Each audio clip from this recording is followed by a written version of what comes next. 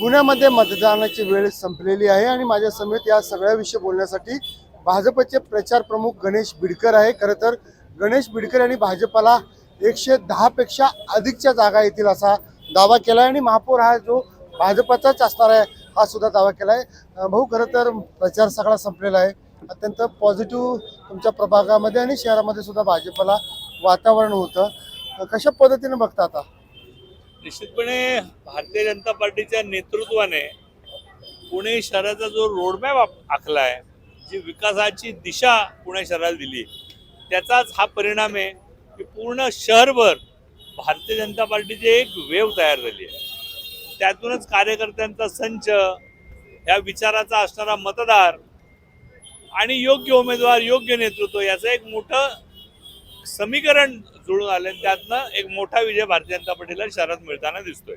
खरं तर तुमच्याकडे प्रचार शहराची प्रमुखाची धुरा होती, वार्डात सुद्धा तुम्हाला फार मोठा प्रतिसाद मिळाला।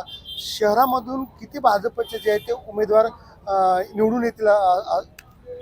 मी निश्चितपणे अनेक दिवस झाले सांगतोय की भारतीय जनता पार्टीचे महापालिकेच्या सभागृहात 120 पेक्षा अधिक नगरसेवक असतील। हा माझा दावा आजही आहे, कारण 100 नगरसेवक आम्ही निवडून आलतो। एवढं चांगलं काम केल्यानंतर जर का त्यात 10-20 जण वाढणार असतील तर ही माझी माफक अपेक्षा पुणेकरांकडनं आहे आणि त्यामुळे तो आकडा आम्ही निश्चितपणे गाठू।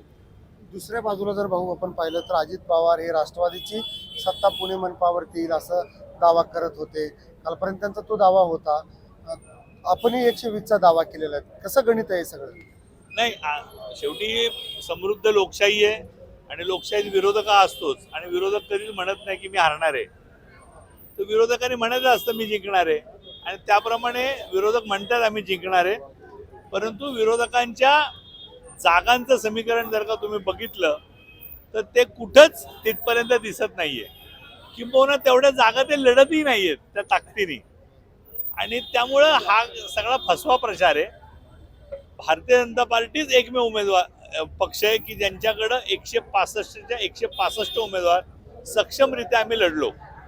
त्यात RPI असेल, एक जागावर आम्ही पाठिंबा दिला म्हणजे पुरस्कृत केलं, परंतु 164 कमळं घेऊन लढणारी एकमेव भारतीय जनता पार्टी या शहरात पार्टी आहे। आणि त्यामुळं तुम्ही समजून घ्या की जेव्हा 165 जागा आम्ही लढतोय तेव्हा आम्ही 120चा दावा करतोय। जे 70-80 जागा लढतायत ते कसं 84चं गणित मांडू शकतात सत्तेचं?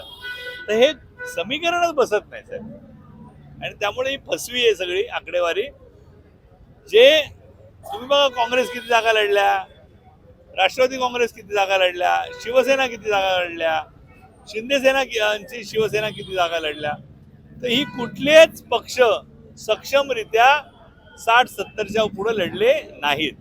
मग कुठनं येणार यांची सत्ता? त्यामुळे भारतीय जनता पार्टी 165 जागा क्षमतेने लढली आहे, भारतीय जनता पार्टी 120 जागा निवडून येणार। आपण पाहिलं की भारतीय जनता पार्टी जी आहे ते 120 जागावरती निवडून येणारा हा दावा जो आहे तो भाजपचे जे प्रचार प्रमुख होते शहराचे गणेश बिडकर यांनी केलेला आहे। लोकशाहीसाठी मी चंद्रशेखर भांगे, पुणे। लोकशाही मराठी ऐका, पहा, जागरूक रहा।